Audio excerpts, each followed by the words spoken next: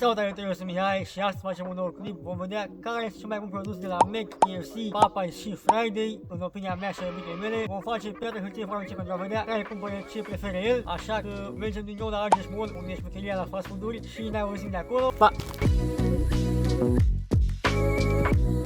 Gata, suntem aici la Argeș Mall. Hai acum la fiecare fast food în parte să luăm produsele noastre favorite și apoi să le încercăm, să dăm o notă și apoi revenim. Acum o să facem pentru Friday piatră, hârtie și foarfece, să vedem care își comandă favoritul său în materie de produse. 3, 2, 1 și bun, am câștigat și hai să vedem ce mi-a eu ca favorit. O să iau acum niște cartofi și un sos de cheddar, fiindcă mie asta îmi place, cartofi. O să iau o porție mică de cartofi și un sos side cheddar, fiindcă asta mi se pare mie o combinație foarte bună la Friday. Acum o să facem pentru KFC tot la fel. Hai, 3, 2, 1 și 3, 2, 1 și acum o să-și ia ce-i place ei și revenim.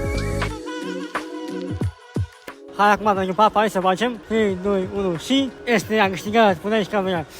Este...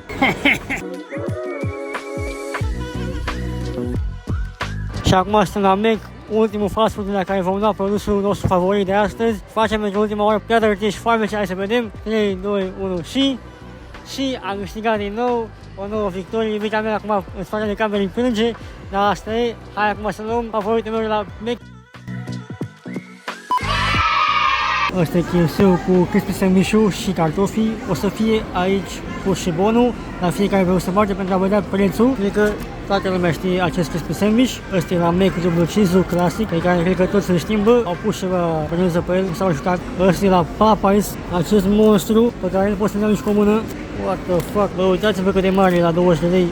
Și la Friday avem cartofii, aceștia crocanți și sosul de cheddar.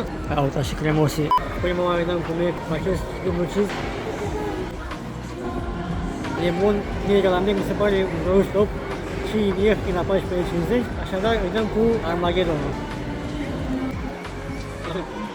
Bă, e bun rău ăsta, Popeyes e bun, la 20 de lei, e și mare, se poate vedea cât e pentru un gram de om. Acum hai cu KFC-ul cu acest submarin mic. Bă, e bun, crispy-ul e clasic, la fel mi se pare o emblema KFC-ului. Iar acum la Friday, cartofi cu sosul, am aici un cartof, o luăm în sos. Bun, bun, o mâncare bună.